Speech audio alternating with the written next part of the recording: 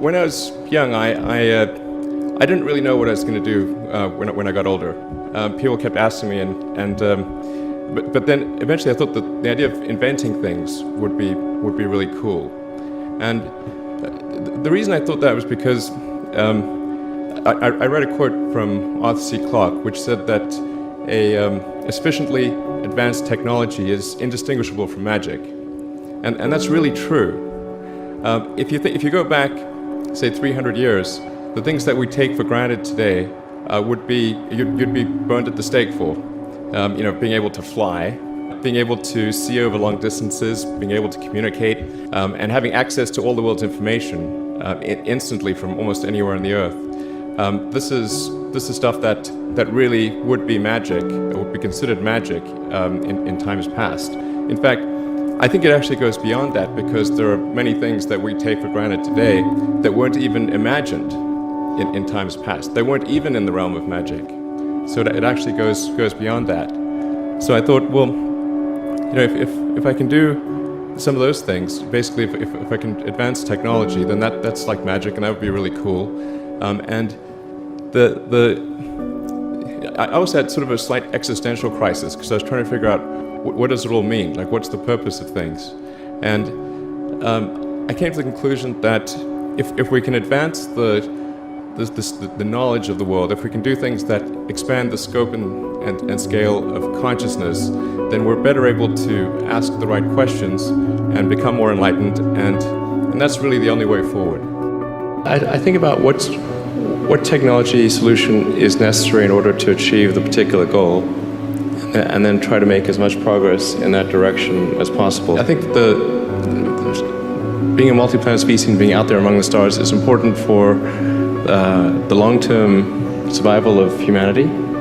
But then the part that I find personally most motivating is that it creates a sense of adventure, and it makes people excited about the future.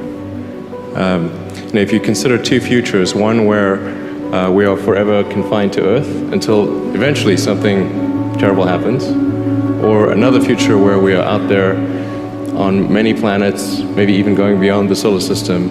I think that second version is incredibly exciting and inspiring, and there need to be reasons to get up in the morning. Life can't just be about solving problems. Otherwise, what's the point? There's got to be things that people find inspiring and make life worth living.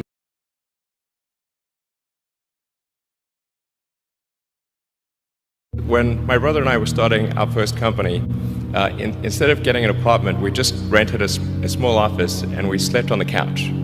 And we showered at the YMCA, and we're so hot up, we had one computer, so the website was up during the day, and I was coding at night, 7 days a week, all the time.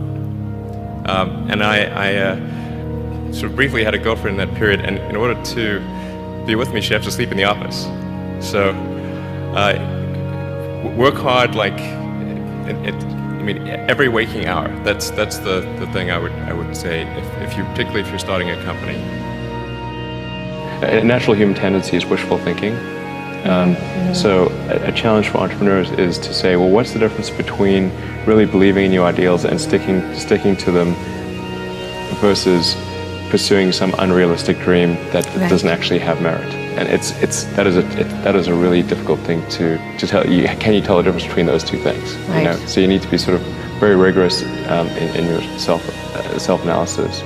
I think certainly extremely tenacious, and then just work like hell. You just have to put in 80 to 100 hour weeks every week. All those things improve the odds of success.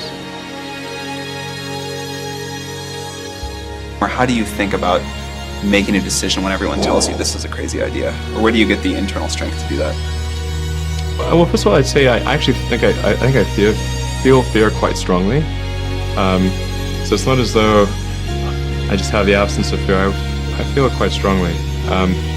But there are just times when something is important enough, you believe in it enough, that you do it in spite of fear. People shouldn't think, well, I feel fear about this, and therefore I shouldn't do it. It's normal to feel fear. So you just feel it and let the importance of it drive you to do it anyway? If you just accept the probabilities, then that diminishes fear. Drive overrides fear.